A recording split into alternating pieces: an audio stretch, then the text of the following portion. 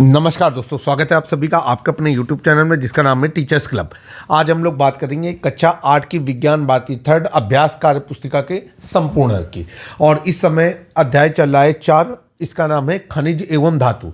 पहला क्वेश्चन आपके सामने है, सही विकल्प छाट करके अपनी उत्तर पुस्तिका पे लिखना है। कह रहे हैं सामान्य ताप पर द्रव अवस्था में पाई जाने वाली धातु कौन सी होती है। 4 विकल्प दिए गए हैं। सबसे पहले आप जान जाएंगे कि पारा जो वह धातु है जो सामान्य ताप पर द्रव अवस्था में पाई जाती है। यहाँ पर सोडियम दिया गया है तो सोडियम का प्रतीक होता है Na, मैग्नीशियम का होता है Mg, पारा का होता है Hg और कैल्शियम का होता है Ca। इनमें पारा सामान्य ताप पर द्रव अवस्था में पाई जाती है। फिर है द्रव अवस्था में पाई जाने वाली अधातु कौन सी है। 4 विकल्प हैं, फ्लोरीन, आयोडीन, ब्रोमीन और सल्फर। तो भाई सही विकल्प है ब्रोमीन। फ्लोरीन का फार्मूला है F, ब्रोमीन का है आपका, आयोडीन का है आपका I, ब्रोमीन का है आपका B और सल्फर का है आपका S। थोड़ा सा सुधार करने की आवश्यकता है। ब्रोमीन का जो प्रतीक होता है वो B ना होकर के आपका Br होता है।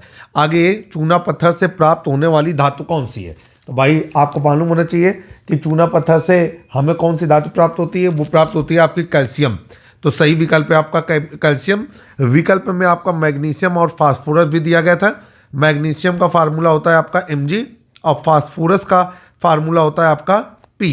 ठीक है, कैल्शियम का फार्मूला होता है आपका Ca। तो यहाँ पर एक प्रश्न के अंदर हम और भी प्रश्नों को जनरेट करने की कोशिश कर रहे हैं। अगला सवाल घ नंबर कर रहे हैं, स्टेनलेस स्टील के अवयवी तत्व कौन से हैं। ठीक है, तो भाई स्टेनलेस स्टील के जो अवयवी तत्व हैं वो होते हैं लोहा, क्रोमियम और निकिल। तो यहाँ पर हो गया आपका लोहा, क्रोमियम और निकिल। तो देखिए लोहा का फार्मूला होता है आपका लोहा Fe। इसके बाद क्रोमियम ये होता है आपका Cr और निकिल होता है आपका Ni। अब आगे चलेंगे, कह रहे हैं रिक्त स्थानों की पूर्ति कीजिए। और नीचे आपसे कह रहे हैं कि भंगुर, सुचालक, औद्योगिक, पिग आयरन, धातुकर्म और कैल्शियम, इन्हीं में से छांट करके आपको लिखना है। कह रहे हैं जिप्सम से प्राप्त होने वाली धातु कौन सी है। तो ये है आपकी कैल्शियम।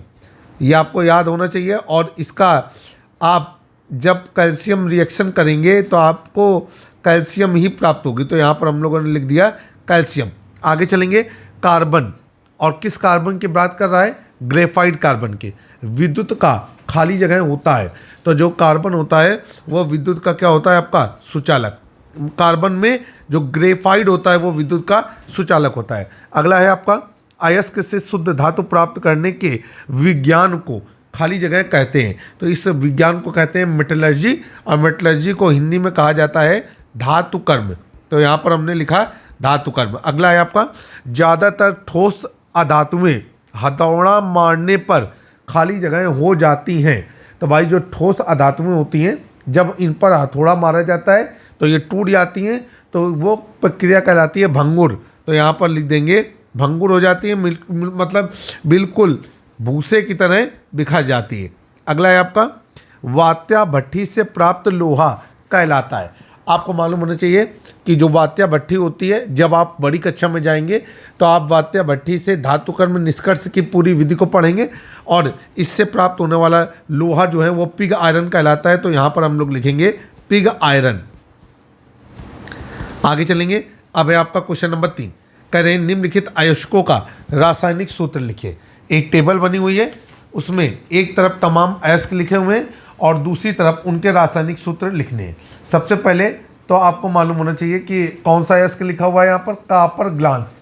कापर ग्लांस से कौन सी धातु प्राप्त होगी, नाम से ही पता चल जाता है, इससे प्राप्त होगी कापर धातु। ठीक है, तो इसका जो रासायनिक सूत्र होता है ये होता है Cu2S।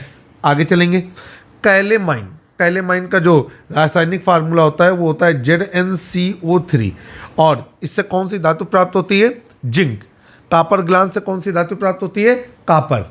इसके बाद है हेमेटाइट। हेमेटाइट का फार्मूला होता है Fe2O3 और इससे कौन सी धातु प्राप्त होती है, लोहा। इसके बाद है कैल्कोपाइराइट। कैल्कोपाइराइट का फार्मूला होता है CuFeS2। ठीक है, और इससे कौन कौन सी धातुएं प्राप्त होती हैं, कापर, आयरन और सल्फर। अब इसके बाद जो है गैलेना पड़ता है, तो यहाँ पर जो इसका फार्मूला होता है वो होता है आपका PbS, यहाँ से लेड प्राप्त होता है। इसके बाद बॉक्साइट, बॉक्साइट का फार्मूला होता है आपका Al2O3, ठीक है, और NH2O। N का मतलब होता है कि कुछ जल के भी अवयव इसमें शामिल रहते हैं। तो जो अयस्क थे उनके जो रासायनिक सूत्र थे वो हमने यहाँ पर लिख दिए। अब अगला है आपका स्तंभ का स्तंभ खा से मिलान कीजिए। अब स्तंभ का में हम देख रहे हैं कि अयस्कों के नाम लिखे हुए हैं और स्तंभ खा में लिखा हुआ है धातुओं के नाम। मतलब हम समझ पा रहे हैं कि हमको ये बताना है कि कौन से अयस्क से कौन सी धातु प्राप्त होती है। सबसे पहले बात करेंगे हम बॉक्साइट की। तो बॉक्साइट से प्राप्त होता है हमें एल्युमिनियम, तो बॉक्साइट का हमने एल्युमिनियम के साथ मैच कर दिया। इसके बाद कैल्कोपाइराइट, कैल्कोपाइराइट से जो है वो प्राप्त होता है हमारा कॉपर, तो कैल्कोपाइराइट को कॉपर से मिला दिया।